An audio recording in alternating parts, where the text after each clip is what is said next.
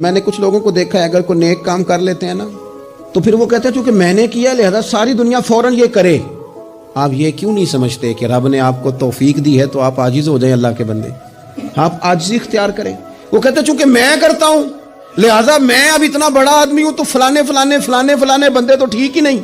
حضرت سعدی شیرازی کہتے ہیں کہ تہجد کا ٹائم تھا. پرانے زمانے میں نا لوگ مسافر اکثر رات مسجدوں میں آ کے گزارتے تھے, تو کہتے ہیں مسجد میں لوگ سوئے ہوئے تھے سارے, تہجد کا ٹائم تھا, میں تہجد کی نماز پڑھ رہا تھا, میرے والد بھی ساتھ تھے, تو میں نے اپنے ابا جی سے کہا یہ دیکھو کتنے بد نصیب ہیں, نفلوں کا ٹائم ہے اور یہ سوئے ہوئے ہیں. تو فرماتے ہیں میرے والد کہنے لگے کاش تو بھی سویا ہی رہتا, لوگوں کے کپڑے تو نہ پھاڑتا.